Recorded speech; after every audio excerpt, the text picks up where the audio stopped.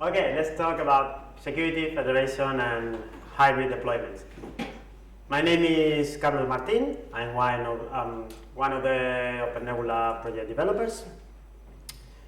And in this session, we're going to talk about similar deployment models. We're going to start with federation of OpenNebulas, then a hybrid deployment between one OpenNebula and a remote OpenNebula installation, and then another hybrid deployment between one local OpenNebula and infrastructure of a third-party provider. Then we'll talk a little bit about how OpenNebula does security and authentication. Federation. Federation in OpenNebula is a tight integration between two installations. Each one of these installations in the context of a federation is called a zone, and we have one master zone and several, one or how many you need, slaves. These zones are configured to share the user accounts, the group memberships, and the permissions. They are all shared across all the different OpenNebulas working in this federation. To manage and to make easier the administration of all this distributed infrastructure, and to help the administrator decide what can be used by who, OpenNebula has VDCs, virtual data centers. This is an aggregation of physical resources and groups, and that's how you tell these people can use these physical resources from this zone and these other resources from this other OpenNebula. And this is supported in Sandstone, our web interface. It's seamless. You go to the drop-down menu and you can move between your zones inside your federation. And let's see a demo. Okay, I have 20 Sandstone running. This is the one. Okay. That's enough, right? Okay. Okay, as I said, this is a federation. Right now, I'm using the federation master. As you can see by the name here, it identifies the current zone I'm working on. This federation master is a normal OpenNebula. You can see here I have a few VMs, and these are local VMs. I'm just accessing one OpenNebula, in this case the federation master. We are not mixing virtual machines from the other OpenNebulas configured in the federation. If I go to the infrastructure view, again, we are viewing the local infrastructure. These are the hosts managed by this one OpenNebula.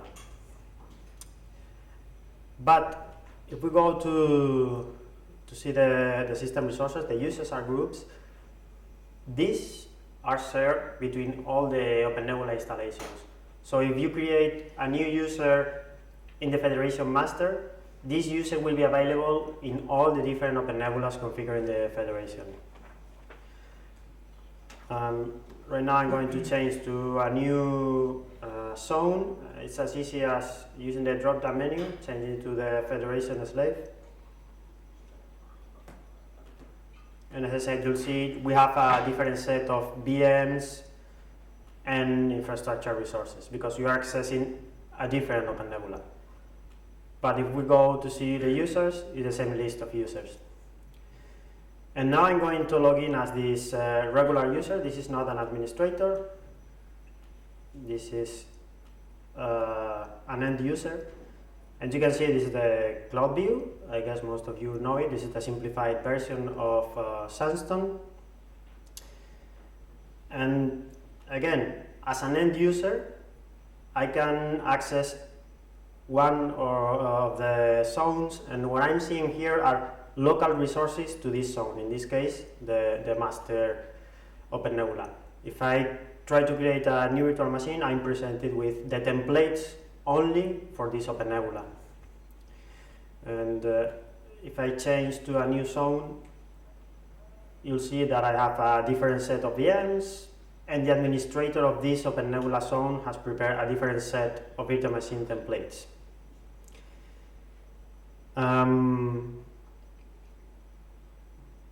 You also see that in here I have two zones to choose from. As an end user, I can only see these two because as the administrator, I have restricted how many zones are visible to this end user. As an administrator, I have more. I could have even more. And what I did is leave out the restricted OpenNebula for the end user.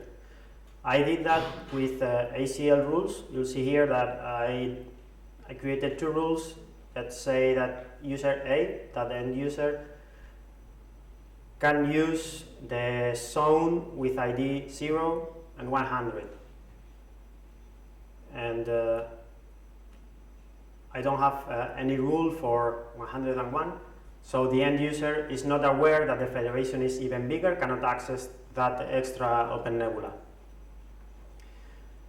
And this is a very basic demo. If you have any questions, the idea is that I'm going to tell you the different deployments that OpenNebula can do, and if you want to interrupt and participate, go ahead. So, moving on from the demo, what is happening under the hood is that we have several OpenNebulas using MySQL. These MySQL databases are configured to replicate certain tables. The tables that we're showing are the users, groups, and all that. The virtual machines, templates, and all the physical resources are local for each MySQL installation. That means local for each OpenNebula. The master zone is a special zone because it's the only one that is able to write to these replicated tables in MySQL. And this is a very reliable connection. MySQL is very well established. It's something you can trust. If one of the zones goes down, all the different OpenNebulas in the federation will continue to work. There are certain actions that may need to wait until the master OpenNebula is online again, but you won't lose all the OpenNebula zones. You will only lose one of them, the one that is failing. There's support for different OpenNebula versions, and this means that when you upgrade an OpenNebula, you need to upgrade the database.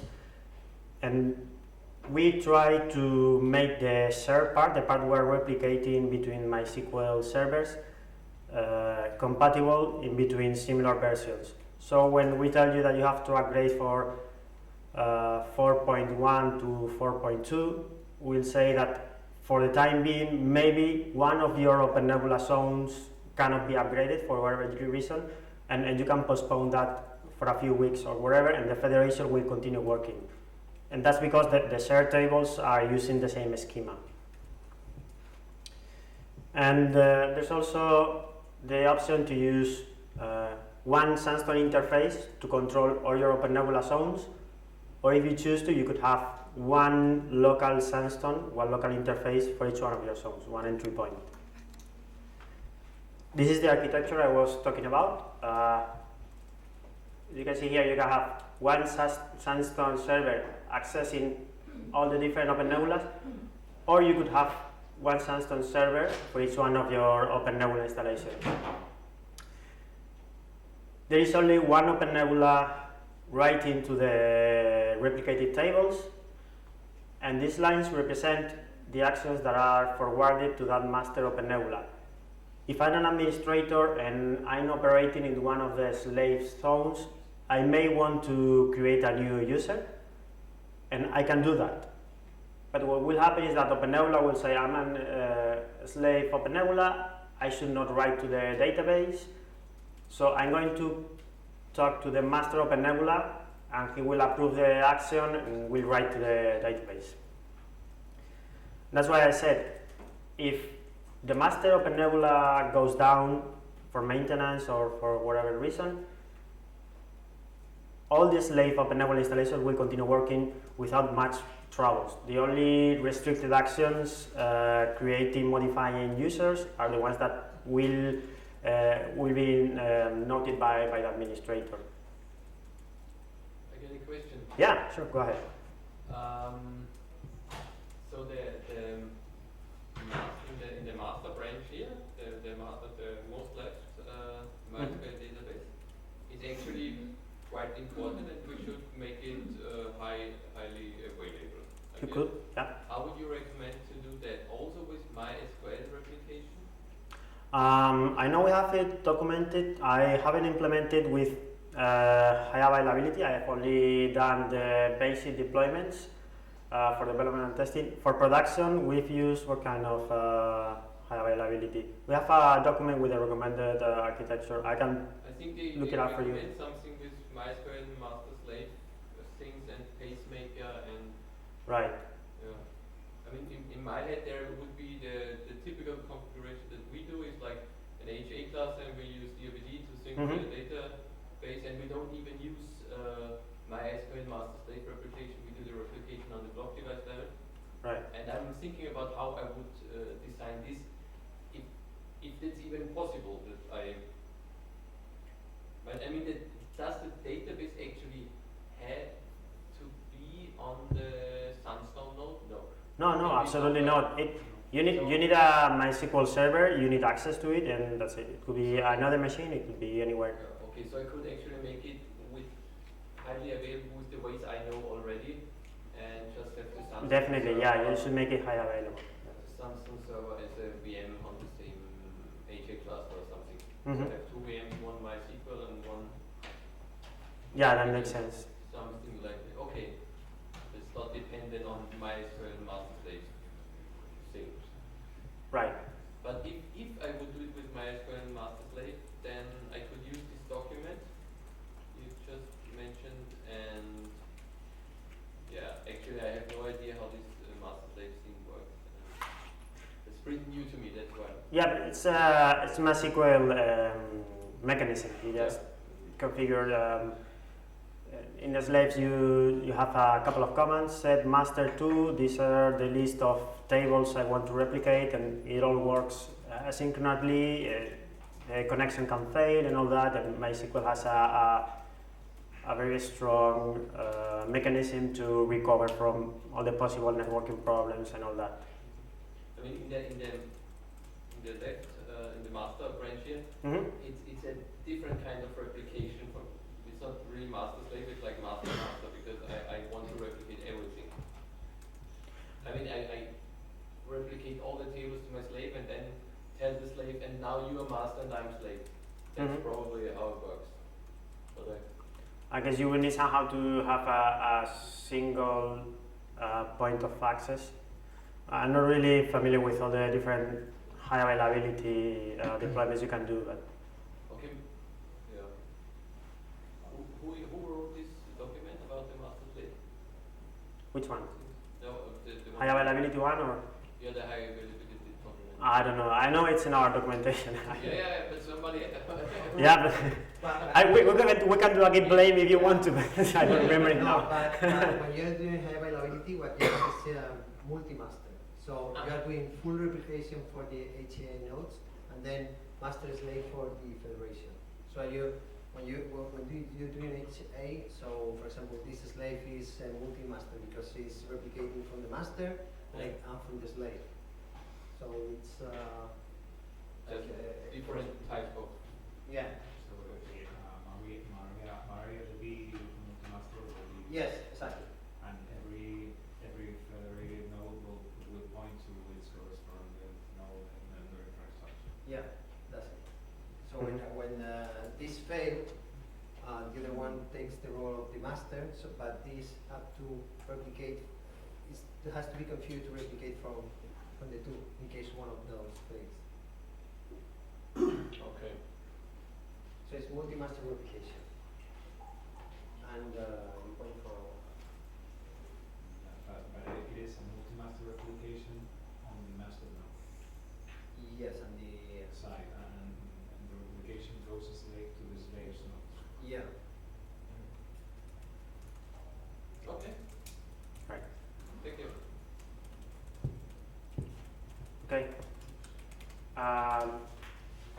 So as I was saying, the configuration is fairly simple.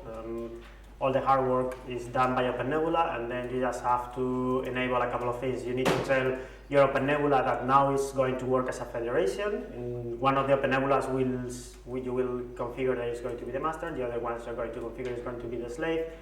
And then you have to enable the master-slave replication in MySQL. That's a couple of commands, not too complex. And then you start defining your federation in terms of zones. And one of the interesting things you can do is instead of creating everything from scratch, you can have a federation and you can have an independent OpenNebula working, and you can decide that now you want to integrate that OpenNebula into your existing federation.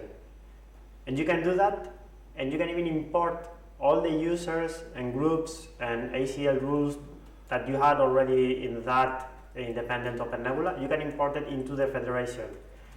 And what's more, you can decide if those users are going to be merged with the ones that the federation already knows, or are going to create new entries. And why is that? Because maybe you had an independent OpenNebula, but your set of users was the same one as the federation. So you may be an organization where all your users access with their LDAP credentials, and maybe you had 3 or 4 in the independent OpenNebulas, and you decide to merge them into a federation. You'll have, instead of 3 sets of users, you know those are the same group of users. So you can tell OpenNebula, yeah, I want to import them, but try to match the names.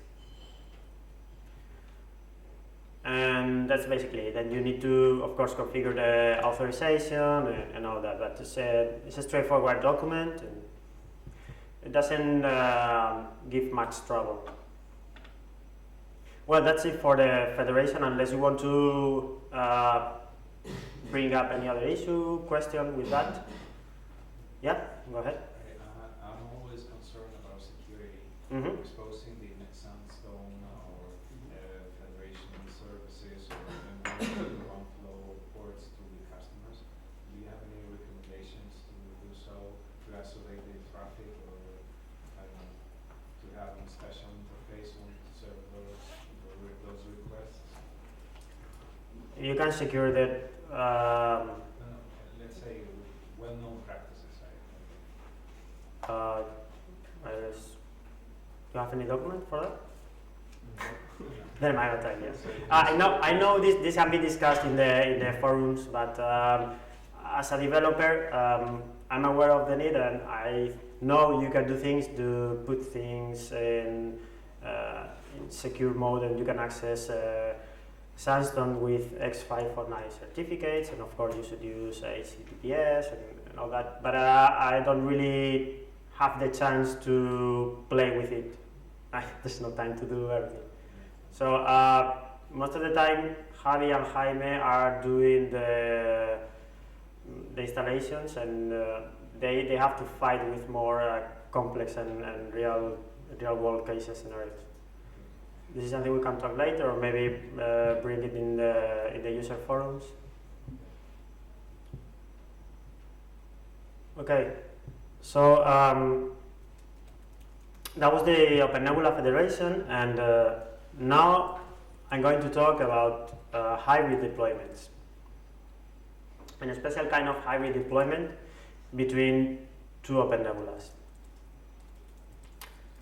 Hybrid cloud computing, or cloud bursting, it's a model in which OpenNebula works with local infrastructure or local hypervisors, and it's able to offload some of the virtual machines to a third-party provider.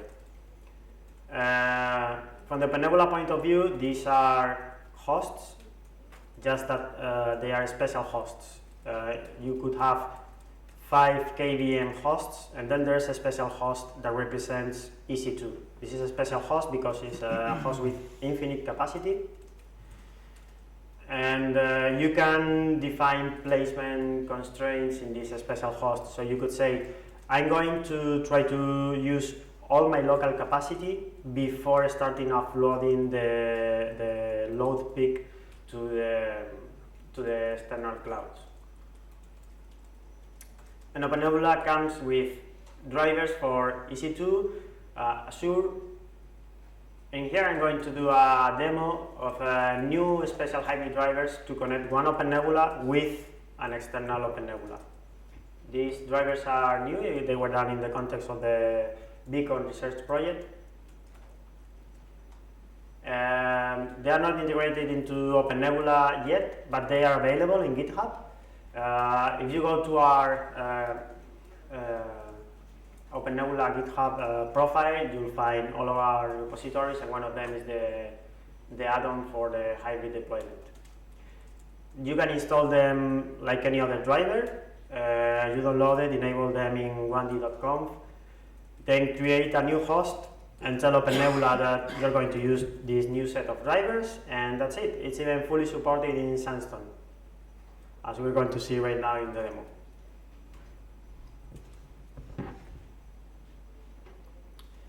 So, okay, one moment. This is, yeah. Could you show me again the federation slide for 1 second? So I can. Which one? I think it was the last federation slide. Yeah, this one. Yeah, cool. Just a second. Okay. So I don't have to copy your whole presentation. Thank you.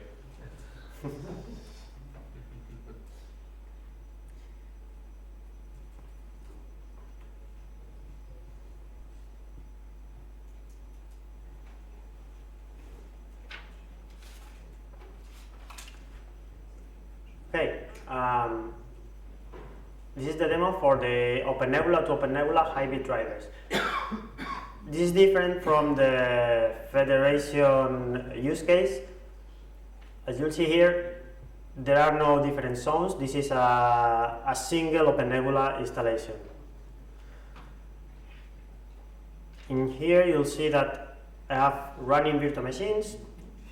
These virtual machines, there are 2 of them running locally in my KVM hosts, and then there are 2 of them running in a host named one remote.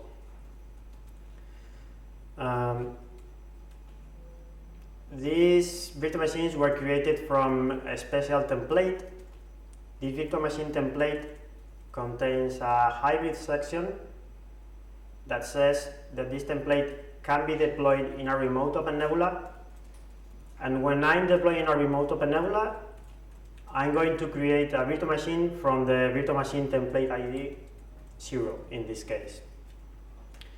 And that's all you need really. The administrator of that remote OpenNebula should have prepared virtual machine templates ready to be deployed for you. Now, if we go to the hosts, you'll see that I have one local KVM host and one special hybrid OpenNebula host. This one is using the OpenNebula drivers, and you'll see that there is a certain capacity, and I'm going to show you later how this capacity is defined by the administrator of the target OpenNebula, not the local administrator. Yeah? Are there limitations for the hypervisor type anymore? Because mine says hypervisor OpenNebula, and on my side I might have a KVM or a SAN hypervisor, and basically all my images don't care what hypervisor they're running on. But right now you still have a flag for your local hypervisors. What happens if I have a KVM image and on the remote there's a SAN? It shouldn't be a problem. I mean, if the template is deployed locally, it will use the disks defined in your template. If it's deployed remotely, you're just going to do a one template instantiate the ID. So if remotely you are using SAN instead of KVM or whatever, it's not a tightly coupled integration. It's a loose integration, and you'll see that there is a remote virtual machine ID, but from this point of view, from the local OpenNebula point of view, you don't know anything about the infrastructure. You know it's running somewhere In this case, it's another OpenNebula, but you don't really know if it's Zen, KVM, vCenter, or even some other hybrid deployment. It was offloaded to EC2. Could be. Okay. As I said, this is a local OpenNebula that is configured via this special host to be able to deploy virtual machines to another OpenNebula. And as I said, in this case, there is no federation. This is a completely different scenario. What I'm going to do that now is logging into that target OpenNebula. This is another OpenNebula installation that is receiving virtual machines. This is a normal OpenNebula. There's nothing you need to install in here. You just need to be able to access it via the API. What you'll see here is that there are two VMs. These are the VMs that the local OpenNebula sent. And you'll see here that one of them is running and the other one is on hold. If I go back to the source, to the local OpenNebula, both of them are reported as running. This is because in the hybrid model, as I said, it's not a tight integration. The local OpenNebula said, I need a new virtual machine. The remote OpenNebula said, okay, here's your ID. I created a virtual machine. But you don't know the exact state or if it's running in a KVM host or what is going on with the virtual machine. It's a loose integration.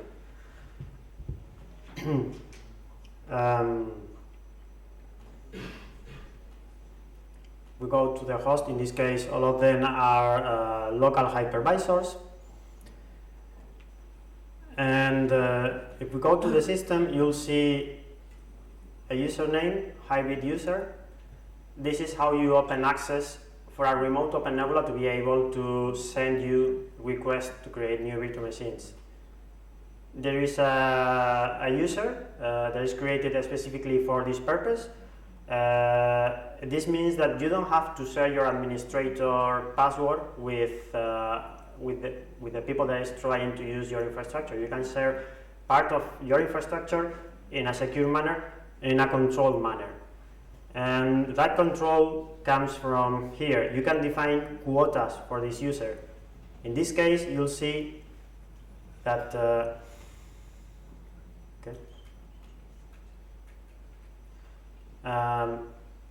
I define a maximum of 16 CPU cores for this user, and this is the 16 we were seeing in the local OpenNebula.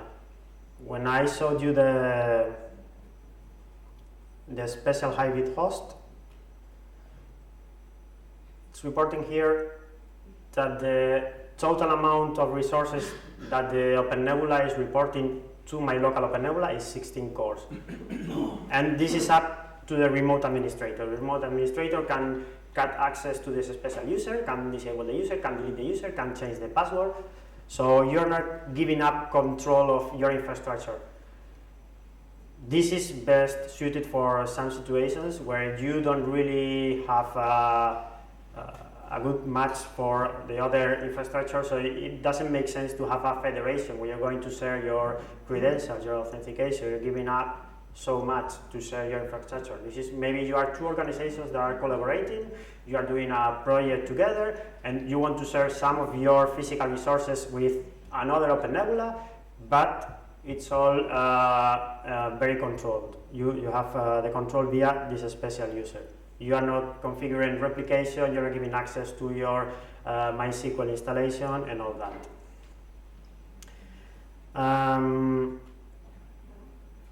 Well, as I said, you as the administrator of the target OpenNebula are responsible for the templates that will be made available to that user. So you decide the access to the infrastructure you're giving, and you also decide the access to your virtual resources. You could say that maybe I'm sharing my infrastructure and I'm going to allow you to deploy the Ubuntu template, but you don't have access to Arch Linux for whatever reason. So you can use all the power of the OpenNebula user credentials, permissions, ACL rules, and all that. So that's the basic demo.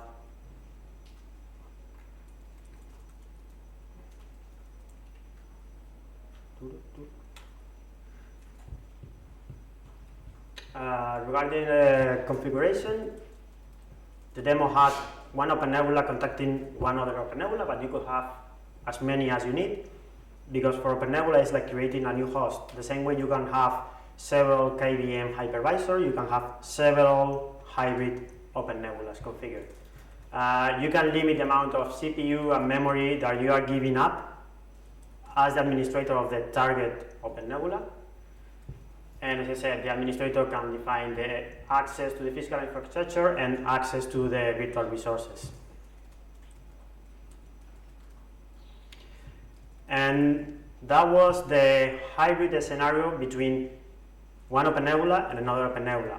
Now Jordi from Facebook is going to show us a similar scenario, but in this case the hybrid deployment will be done between one OpenNebula. Goodbye microphone. It's not working, right? No. Okay, between one OpenNebula and a third-party provider. In this case, it's a different technology, Cloud.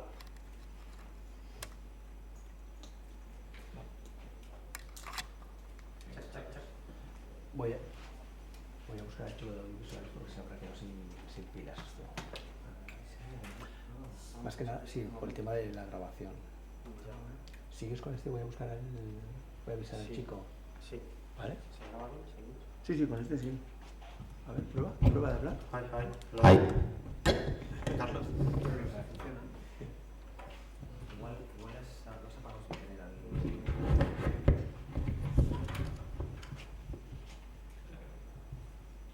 ¿No son las pilas? Check. Se oye bien.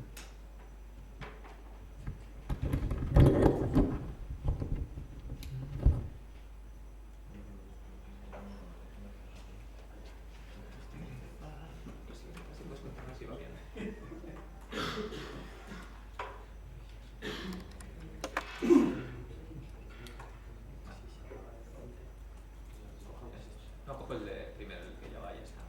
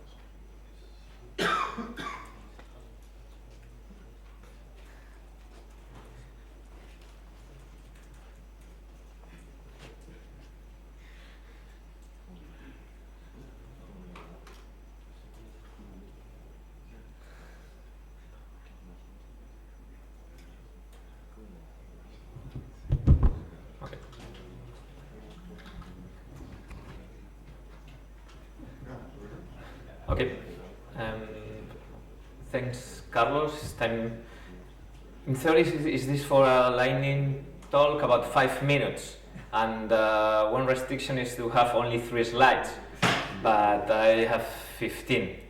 But I cannot reduce to 3 slides. Maybe I can maintain 5 minutes, and this is my goal for today. It's only that we are talking about cloud bursting, and the idea here is to present our specific use case from Universities Consortium of Catalonia, and the idea is to start history, that this is once upon a time, a world without cloud. For the majority of the organizations here, better? Okay. For the majority of the enterprise organizations, we are in this case that we born before the cloud. And the idea here is how to manage, how to deal, to adopt cloud computing services in the infrastructure way, or in the SaaS model. And for us, we are focused to a research and education community. You know that this is an international project to deal with the requirements of scientific people and people from universities and research centers. You know, I'm sure that you know people from France, Renater, Janet from United Kingdom, Reitiris from Spain, in the case Anella Científica from Catalonia, and the idea is one. And there's a lot of organizations that born before cloud. And this appear the first question for all these organizations is about the all or nothing. And maybe you have this initial question. We have to adopt cloud services outside, all the services outside or inside. And this is one of the questions that every manager or people that are dealing with this kind of technologies have to be aware. The idea is to have a mix. And here is when hybrid models appears, and I think that we have technology, in this case provided by OpenNebula, that can afford and can go ahead with this kind of important decisions. Because we have, you know, in the different organizations, we have two ICT speeds. This is my talk. We are talking in the first phase, we have the authentication services, ERPs, CRM, etc. that you have 0 miles per hour. That is, you have high availability, and people don't move anything, basically in the systems area. And we have the second part, that we are talking about web apps, we are talking about web services, we are talking about e-commerce, that you have to be, and you have to be fast. And this is the second part, and it appears a model. We can do a hybrid cloud model. You know, you have to interact with public and private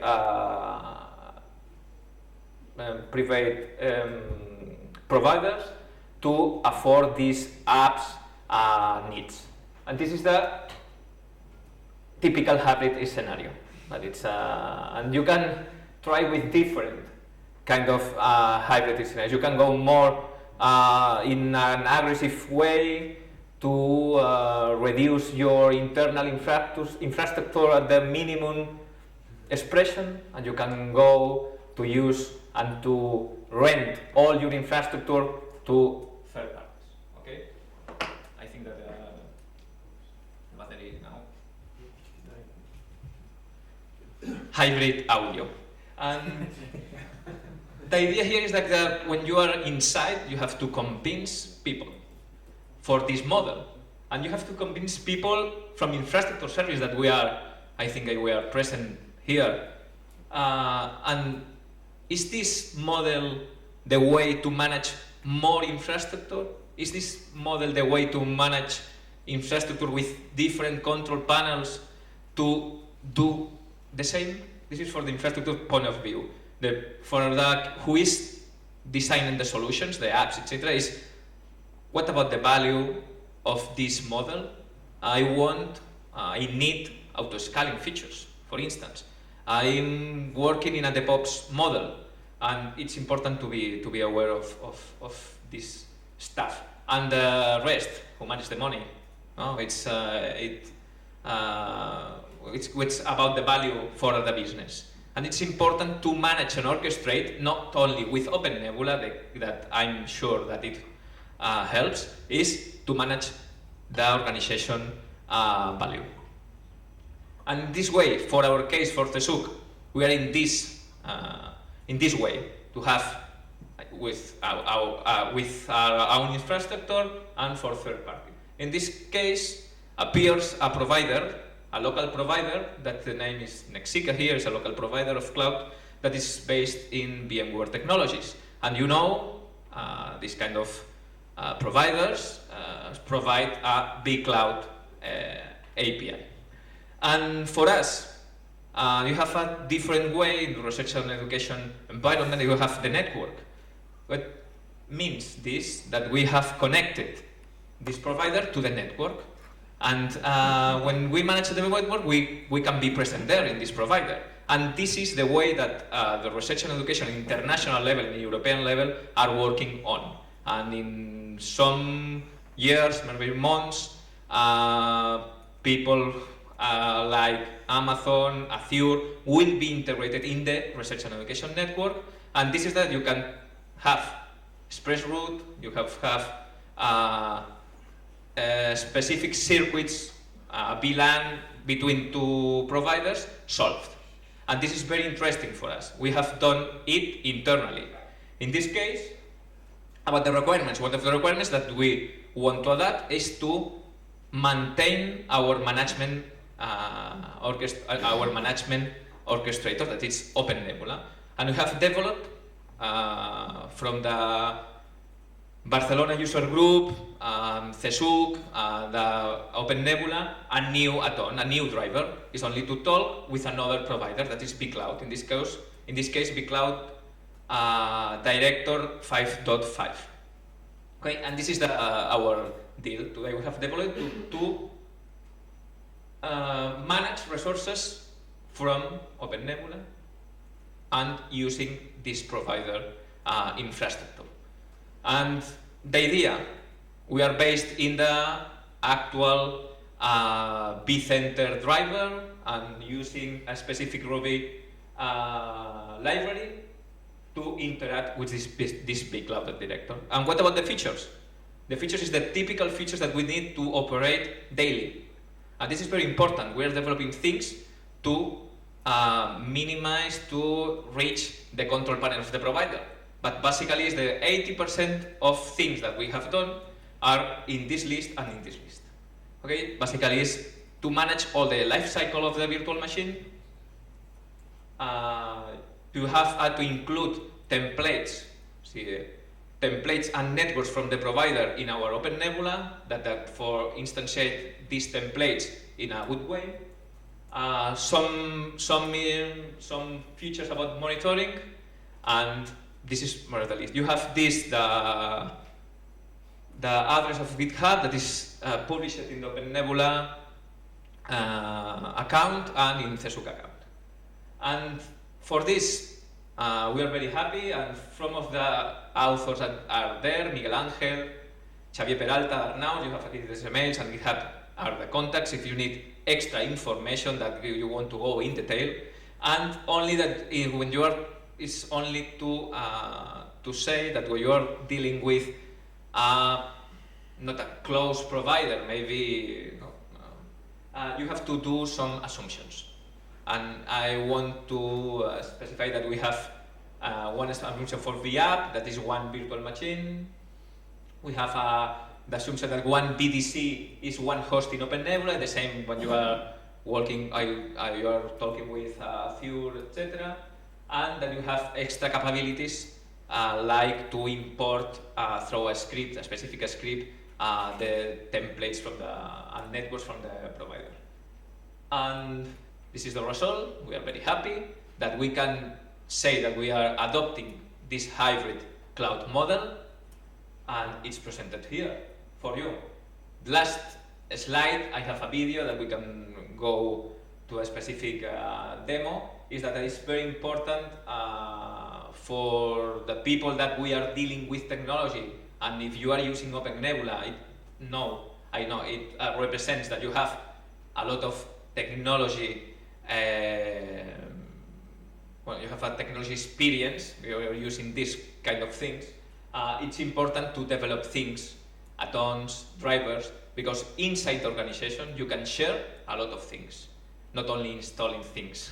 Okay, and thanks for your time, and we can go through this demo. We have a video, to prevent things. This one. It's only to see that you have the process here that we are importing these templates and the networks to this OpenNebula instance that are running there. Is one of our labs is prepared to be published in YouTube as a part of the GitHub add-on. And now you are inserting these kind of things, perhaps to have it available inside the OpenNebula, like vCenter. In this case, decide if you want to customize or not the deployment, in this case, of this virtual machine. And when you are instantiating this virtual machine, you are selecting the different networks that are present in the provider and instantiate a new virtual machine. We can have this big cloud control panel there to see that it's a real demo that is outside. The idea is not to reach this control panel. This is the idea for this driver. And if we now is running, booting, to be available. The idea and the interesting thing here about the network that is that one of the main barriers to adopt with this kind of models, that here when appears the IP, this IP is an IP managed by our research and education network, but is running inside the provider, and we are solving a lot of things here. We can build different architectures in a more complex way, active BDCs, etc. And you appear, this is one, and this is for our ASN, and I think that it's a real. Thanks for your time, and we want from Facebook to share this with this no big cloud driver for OpenNebula. Thanks.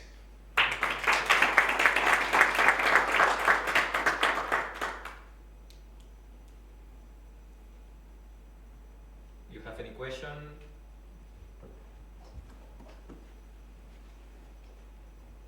So these virtual networks that you can choose for your virtual machine, are they existing previously on the public provider? Yes, the first process that we have imported this is this kind of things. Okay.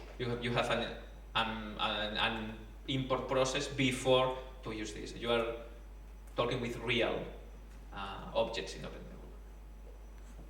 Good job. Thanks. For the authors. George, there's a question about, also related with the same question about the virtual network. The IP is also imported, or how do you get the IP from Sandstone? In this case, our routers are inside the provider, and we manage their specific networks that are routed until the provider. So this specific network is in the external provider, in one of our routers. So it's pre-configured because you have these networks outside. You had one slide where there was also OCCI. How flexible is, or like, how would you compare the flexibility of doing things with the vCloud and the functionality you get from VMware versus what you can do via OCCI? In this case, OCCI is only for our local OpenNebula installation, and is used for some scripting only. But some scripts that are doing some deployment, but is not the common API used in our case. Yeah.